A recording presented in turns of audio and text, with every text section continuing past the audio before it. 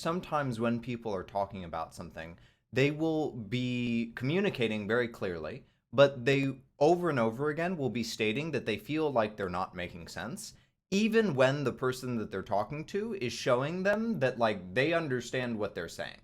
And sometimes that can be an indication that what they are saying is not like true to them or doesn't resonate with them, or that it's an excuse of some kind. And that is exactly what happens in this interview. And to Alyssa's credit, Alyssa does an amazing job of noticing that herself. So partway through the interview, she sort of notices, like, she's like, I feel like these are all just sort of excuses, and I'm not actually being honest with myself. And then we get into like the real meat of like what is going on for her. The next thing is that I want you to notice the difference in energy between when she is not being honest with herself and once she actually opens up. The difference in energy is night and day, and it's really, really beautiful to see how healing it can be to actually be honest with yourself and to just say what is true for you. And then finally, the last thing that I want to point out and talk about is that one of the things that we talk about in this interview is sort of getting stuck on a railroad track. I think that so many people live lives based on how they're supposed to live, what they're supposed to do.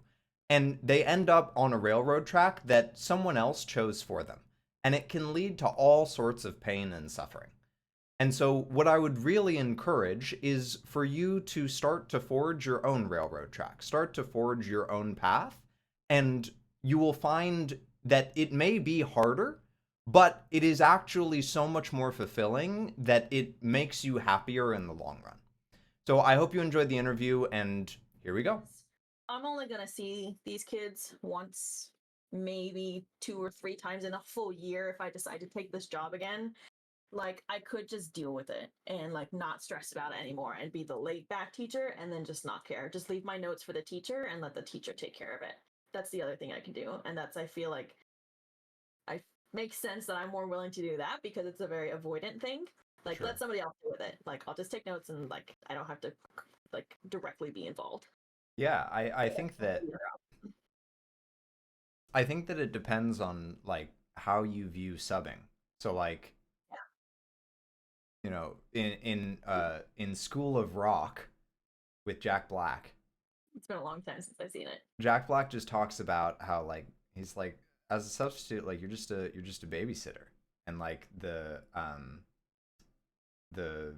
his roommate, I think his name's Ned, is like, it's more than that. It's like you're not just babysitting. Yeah. Um, but if you view subbing as just babysitting, then yeah, like go ahead, play Roblox. I don't care. Yeah. I get my paycheck either way. But if you view subbing as more than that, if you think that it's like either more important than that, or like you have higher aspirations like for what you do in subbing, Mhm. then that wouldn't work. So like what how do you view subbing? I see what I wanted it to view it as was a way that I could reach and like inspire students, Hmm. children, and like want to like teach them things that I'm passionate about and just that goal. Hmm. And once I got into it and started really doing it, like, yeah, you'll have some kids that are thoroughly interested, but again, for the most part, I am just babysitting. And that's what numerous people have told me. Like, you're just there for a day. You're probably not going to see these kids again. Like, don't sweat it. Don't involve yourself more than you have to. Make sure nobody gets hurt. Nobody's doing anything like truly bad. But, like, you're not going to see these kids hardly ever again. So don't waste your time. Let the teacher deal with it, because the teacher has their expectations in place. You can enforce those if you want, but at the same time, you're just gonna cause more problems, I think.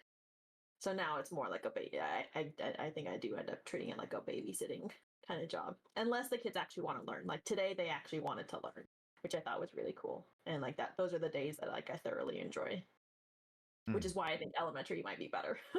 Because the Do kids want to learn and like they're actually curious and stuff. They ask questions and want to learn how to spell words. Like a lot of them were asking me how to spell and what you're like, is this thing living or not living? You're like, what do you think? So it's like there's still that curiosity there, and not like that like rebel coming into them where they just like, oh, school sucks.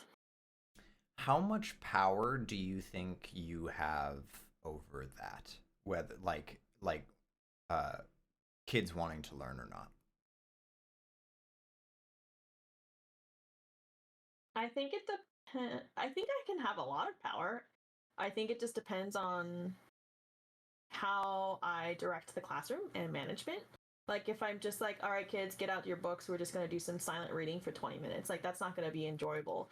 When I say, okay, we're going to split up into groups and I want you guys to come up with, this, and this. We're going And on a safari, kids. basically, like you got to make it, especially for these elementary school kids, like you have to make it fun and entertaining. Like they had an hour today of language arts, 20 minutes of reading, 20 minutes of a different kind of reading, and then 20 minutes of a third type of reading, and like doing like grammar work writing stuff. And I'm like, that's an hour straight of reading. It makes perfect sense that they would be like bored halfway through it and like just not maintaining attention. So it's like it depends a lot on like the teacher's sub plans and how they like arrange it for the kids to want to learn. Um, and then I think it's also partially me and wanting to put more. I could invest a lot of energy, or I could just be like, hey, kids, just do some reading. I'm not going to walk around. I'm just going to sit at my desk and read a book or be on my phone. What's interesting is A it lot of stuff do as well. yeah, it's interesting because it sounds like that is actually despite that it's like less energy invested, it sounds like that actually drains you more. Which one? Just sitting on your phone and being like, kids, do whatever you want. That drains me more? Yeah, from what you said, that's what it sounds like. Is that accurate? No, I think it's the opposite.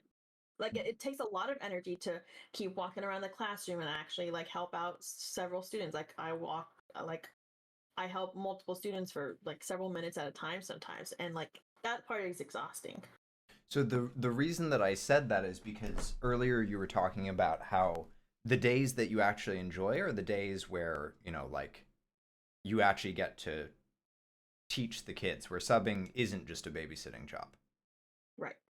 And When if you're just sitting on your phone and saying, hey, do this, like it's a babysitting job. And so it sounds like you don't enjoy those days. it's more like when it's the days where I'm trying to get students to stay on task and they're not doing that, I get fed up, Mm. and then I've kind of just like given up on trying to help them. So then I let them do whatever they want because there's no point. And Mm. then I'm just like, why am I here? So it's like there has to be like a crescendo of me trying and then failing, and then I'm just like, whatever. Yeah, And then it becomes more babysitting. that seems like it seems tricky because it seems like you have to sort of like take the risk of like, okay, maybe these kids will want to learn, but if they don't, then I get burned. Versus like, if you just never take the risk, it's like, okay, I can just babysit these kids and I'm not gonna have to waste my energy. I could be very relaxed, but so much in elementary school, like especially because the sub has a plan for the entire day. Mhm. But like I could have just been like, all right, here's the worksheet, let's read it together and you guys work on it independently. And I Mhm. don't like doing that because I feel like the kids will get distracted a little bit easier. They're not going to focus, they're not going to want to do their work. Whereas if we do it as a class, I had, so like today's science thing was they had a piece of paper where it had a couple different pictures of items and animals and people and stuff, and they had to write whether it was living or non-living. So they didn't know what living and non-living meant. So we did an activity on the wall or on the whiteboard where I wrote living, non-living, and then I wrote living equals person, animal, plant, mushroom, whatever. And then I just started blurting out like, is a rock living or non-living? Is a tree living or non-living? And so like it was great to like see kids want to like chime in and stuff. And then when they get their work to do, then they have more understanding and then they can actually like work together and stuff. And like that was very fun. Right. So I like a mix of that. Yeah. Yeah. When you actually get to like teach, you like Yeah, it, and it's exactly. fulfilling and fun. Exactly. I did it in a high school math class as well. They were doing trigonometry and they all had a worksheet to do, and so I was able to some students had their phones out, but mostly for like I let them listen to music and stuff, so they're mostly just like putting in music. But a lot of the time they were all getting all their work done because it was right before finals, and they were actually asking questions, and I was doing question problems on the board to help them learn, and like that was a really good day, a really good high school day. I And don't see it as much. what do you think is the percentage rough estimate of like days where you feel like you actually get to teach versus days that you feel like, you try really hard and then end up crescendoing? I think it really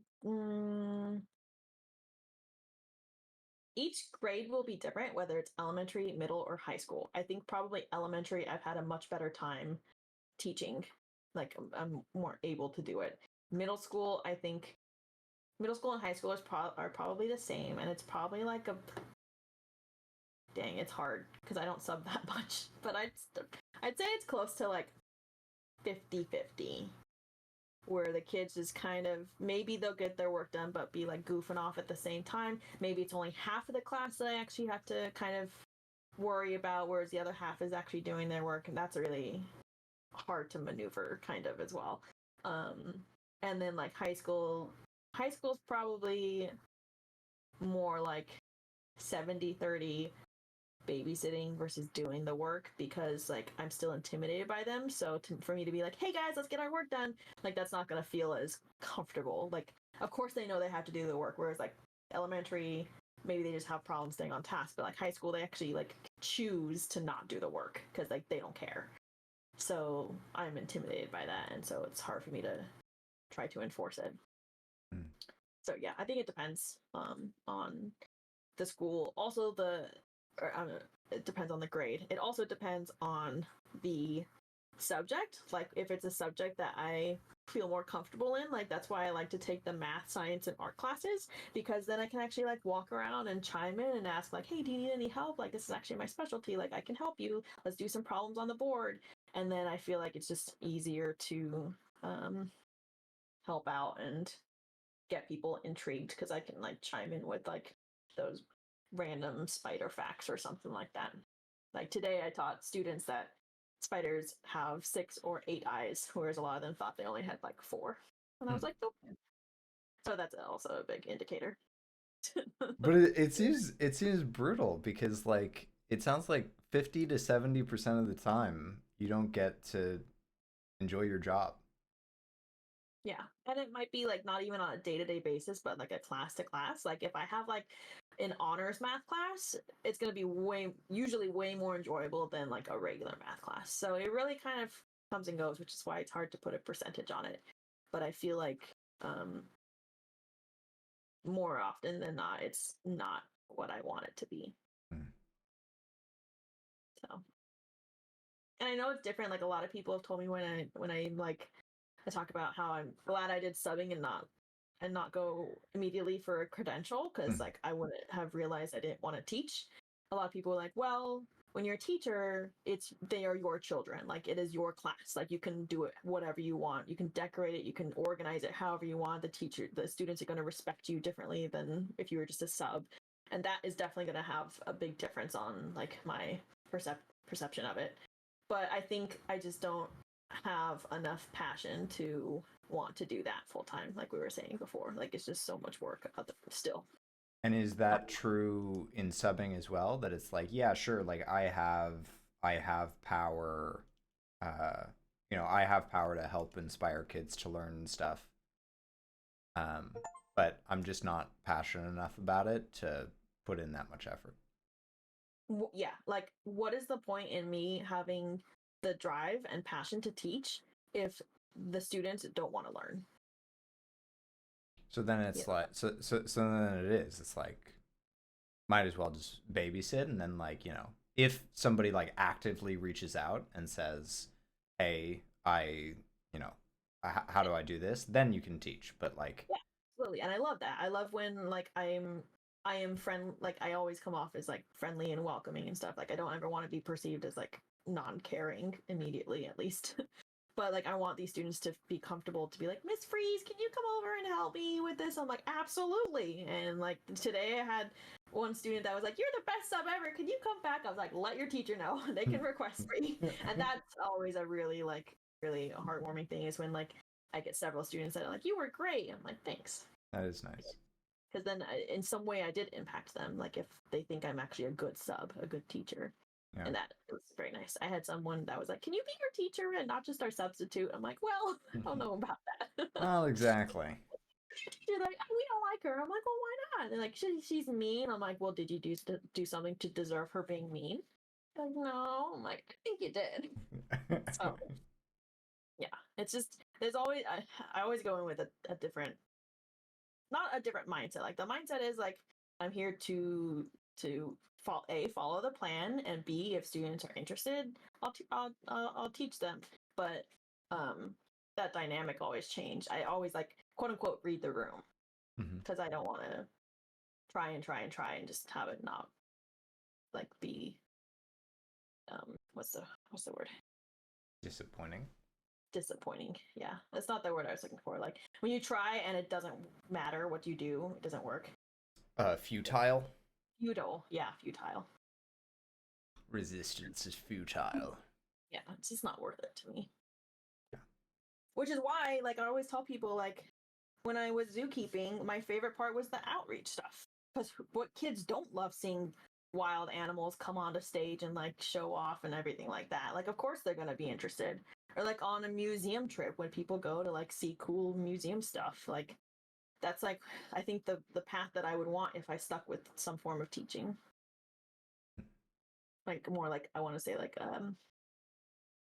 what's the word? Not elective, but like that, like Extracurricular. extracurricular activity kind of stuff, Sure. because the kids are gonna be excited. Yeah, you could be like a drama teacher. No, no thanks. Yeah. Yeah. Hmm. Yeah. Interesting. And do you think you want to stick with some kind of teaching? I don't know what I want long term. I have been thinking a lot more about like going to school, um, to get a master's in something just because of the doors it would open, and like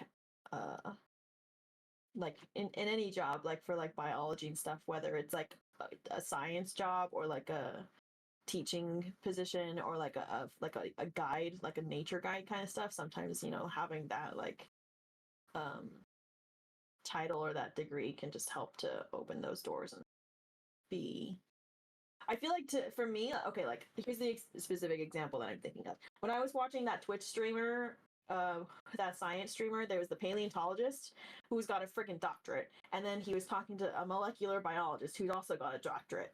Like people like that are going to just attract so much more people who want to learn versus listening to someone who just has a bachelor's, if you know what I'm saying. No, I don't. Oh, okay. Like I just feel like I don't know. Well, I feel okay, let me rephrase that. Let me like rephrase that. better. I do think that I know what you're saying. I think I disagree with it. So I think that what you're saying is that it's like there's like a hierarchy that like people that have doctorates are going to have like more people are going to pay attention to them than Yeah. people that don't have doctorates or that people that have bachelors, people that have masters. Yes, and I want to correct myself Okay. a little bit.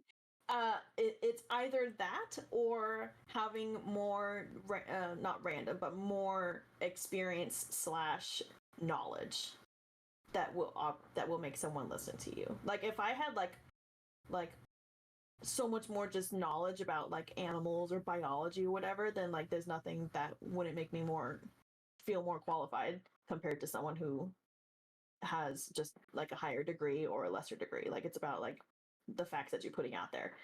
But I feel like with the degree, like it just makes someone more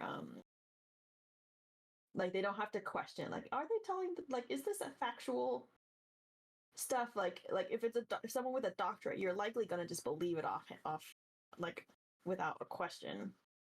But Yeah. if it's just like someone with a bachelor's, they're gonna be like, I could read up on that. Does that make sense? I feel like I'm an imposter right now. Why This do is you why do you feel like an imposter? I don't know. It's just I feel like I'm like not making much sense, No, no, and no. like You no you are you are you are absolutely okay. Let me hold on. Let's take a step back for a second. saying a lot. Yeah.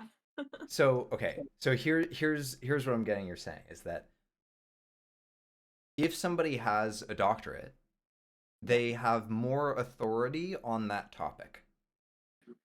That if someone with a doctorate in biology Yeah. says something about biology, you're gonna be like, yeah, they know their shit. They know what they're talking about. Right. Versus, Not even like just authority, but just like there's not going to be as much doubt yeah, or so that from that someone. that is uh being an authority on a topic is just a phrase that means like you trust them in that field. So like for Oh, I see. instance, Devin Nash is Devin Nash tries to be an authority on marketing. Okay. So when you think about marketing and you like Devin Nash says something, it's like, oh, like he knows what he's talking about. Right. You're not going to question him. That's like Exactly. that's what he attempts to be. Whether he is or not is another matter. Okay. But so what I'm hearing you say is that if somebody has a doctorate, you consider them to be an authority on that topic. Versus if somebody has a bachelor's or no credentials, it's like, well, I'm going to double check that. Yeah. Yeah. Okay. So I think that absolutely makes sense. And I think that it is an old busted system. Mm-hmm. No, It's, I agree. I what I'm feeling is not how it's actually in the world. Like it's not all about the degree. It's about like a lot of like just applications are like a bachelor degree or a doctorate degree or enough years of experience and knowledge and stuff like that. So yeah, it's a very traditional like hierarchical um opinion that I have, but it's still there in the fact that it's like the motivation for me to go back to school. yeah. Yeah. So I guess what I'm sort of curious about is how are you feeling, by the way, right now? I'm good. I do need to leave for workout in like the next like 20 minutes. So, Okay. Um, if you think that it is an outdated, like, not good structure, mhm. what makes you want to invest in it? Okay. I have one more thing I want to add that is like a driving factor for me. I just love to learn too. Okay. And I feel like going back to school is enough of a push and way for me to get that desire to not learn back in versus me just being like, I think this month I'm going to learn all about butterflies and just become an expert in butterflies. Like that's I feel like would be so much harder to do. Like I want almost You want a structure. a uniform. I want a structure. Yeah. And then to learn and like get that passion fulfilled to also get a degree with that is I think like what would make me want to go for that. Whereas like if I just like spent a month learned what I want to learn for the sake of learning, but like still just have that bachelor's, like how am I supposed to show that like I am an expert or more knowledgeable in something than Mm. just like reciting facts, you know?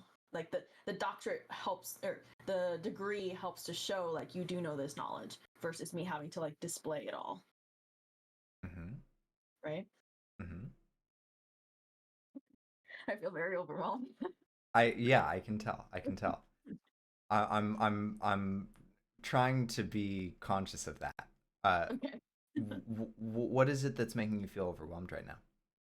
I feel like I'm not making any sense. And like everything I'm saying is just an excuse and like not an actual reason for me to feel like how I'm feeling. Do these wait, okay, hold on. Is what so first of all, I think that what you're saying makes perfect sense. Yeah. And I can tell you how I understand what you're saying, but I've been doing that each time, and Mm-hmm. then it sounds like you still feel like you're not making sense. But what I heard you say afterward is that what you what I heard you say afterward is that you feel like this is all just excuses and it's not the actual reason that you want to go back to school. Is that true? Yeah, kind of. What do you think is the actual reason you want to go back to school? I no, I think. Like what is the like emotionally resonant reason that you want to go back to school?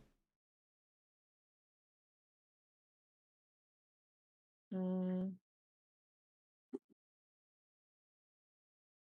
no, I think for me, there's just this like this hard driven like school is the most important thing in your life, and then like to go back to what we've talked about in the past about like me like comparing myself to others. Like I feel like if I don't go to school and like don't get like those higher degrees, that like I'm not as important or whatever. Yeah. What are you laughing about? Just me getting emotional like out of nowhere. It doesn't feel out of nowhere to me. Yeah. Well, I think that it makes a lot of sense, Alyssa, that it feels like if you don't get a degree, then you don't have value because that's how value is sort of delineated in your family. It's like if you have a doctorate, you are a good person. If you don't have doctorate, you are not a good person. yeah. It makes a lot of sense. It's like, like who doesn't want to make their parents proud? And if, the way what makes your parent if there's like a surefire way to make your parents proud, like all I have to do is get a doctorate, well, sign me Well, up. even a master's, you know. Yeah. Like I know like getting a bachelor's is proud enough as is. Like my mom gloats about how her four daughters all went to school and have bachelors and stuff. But then to also have a sister who got a doctorate by the time she was 24, 25, and then two younger sisters who now have masters. There's still that like, oh, like mom can't gloat about having kids who have masters because there's me. I'm letting down my parents. Yeah.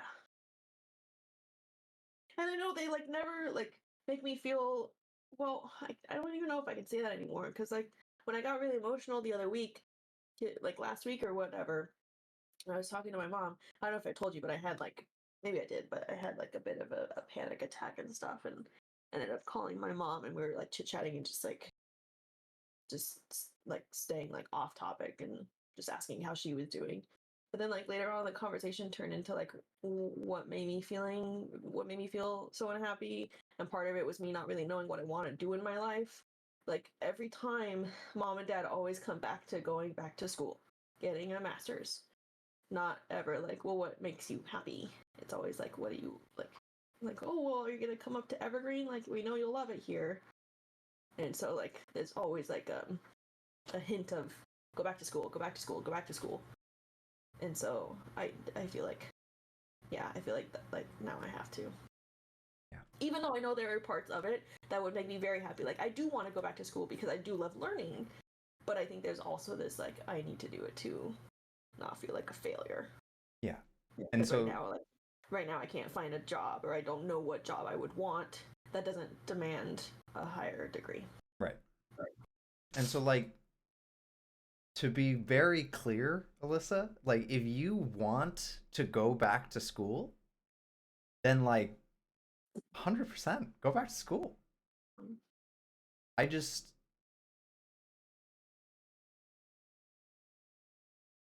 how do I say it?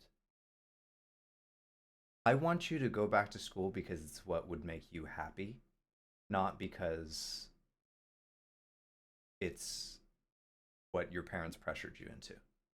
Mm-hmm. And like it makes a lot of sense to me that it's been really hard to find what you want in life because your whole life no one's really asked you that. People have just been saying, let's just go to school. I'll solve your problems. You'll be a good person if you go to school. Yeah. And so like you've never had the chance to be like, okay, but like what do I actually want? Yeah, like what does going to school and getting a degree? I say it opens doors, but are those doors that I actually want? Right. You know, Because like when I I think about when I talked about what would really make me happy, and it was like the job that my old biology teacher had, where he was like the curator, like the collections manager, and like he's got a doctorate, like he's worked his way up to that, but it doesn't mean like I have to follow exactly those same steps. Like he probably started with a master's, to be honest, and probably he just got very lucky to like find an opening and like was already teaching at the college or whatever. So it's like there's still like I don't have to follow that path exactly and go for a doctor's just to be happy. But it's like I don't know. Like I thought being a zookeeper would make me happy. I thought being a sub would make me happy. And so like now that I have the experience, like the chance to experience these things and realize they don't make me happy, I don't know what would.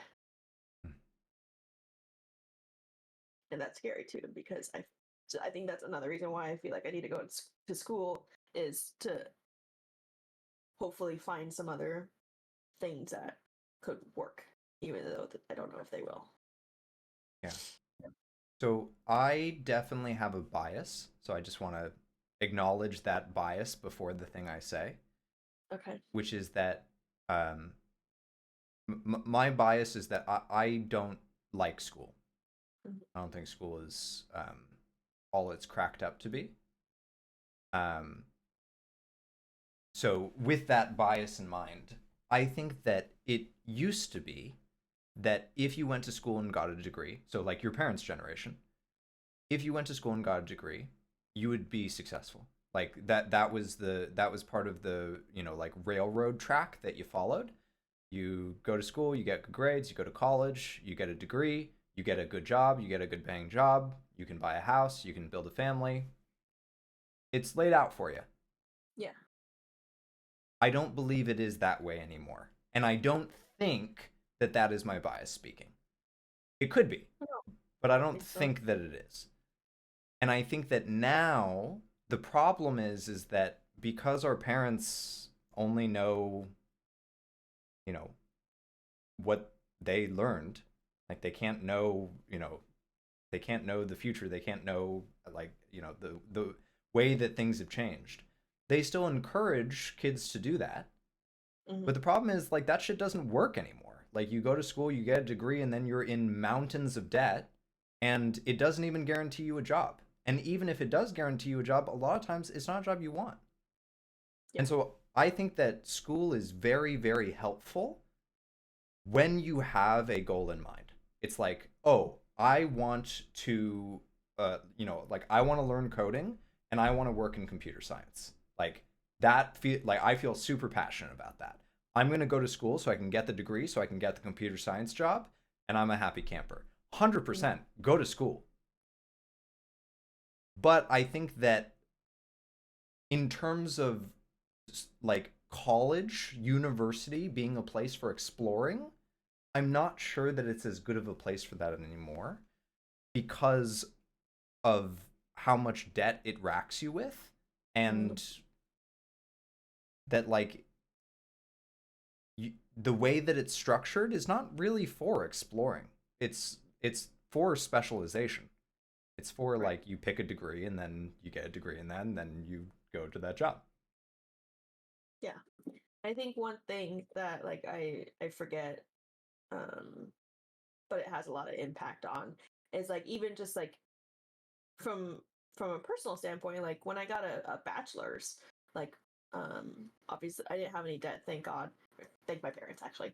But then I managed to get a job at the zoo, albeit it was a small zoo, but I've seen a lot of zoos in the country with the same problem where it requires a bachelor's and or experience and they pay minimum wage. Hmm. So it's like when you're going to school just for a bachelor's and you're getting minimum wage, how is that supposed to inspire people to go to school? Like I'm lucky that I didn't have any debt, but like what about these people who have debt? And this is in Southern California 4 years ago, $13 an hour, not even full time. And I know a lot of like these are really competitive positions. Like a zoo is a really competitive place to work at and can be so fulfilling. But when it's not worth the money, like why would people want to follow that passion? Yeah. So instead they work in like a vet company or something like that. So yeah, I see a lot of like job postings where it's like now it's a master's required and or probably 3 to 5 years experience, and then it pays barely what I was making as a researcher, if that. And that was a really high paying job for the experience that I've had. So it's like it's not always about the degree. So I know that you said you have to go. So I just to sort of like, you know, wrap up the conversation, I think that, and again, this is my bias, but like, and you're already doing it, but I just think that exploring yourself to find like what would make you happy, and then, you know, like if part of that path is school, 100% go for it. But I think that it'll be either way, whether you choose to go to school or not. I think it's going to be such like a, to get cheesy, like it's going to be such a healing journey for you to do that for yourself rather than for your parents, or to, you know, like live up to the image of your sister.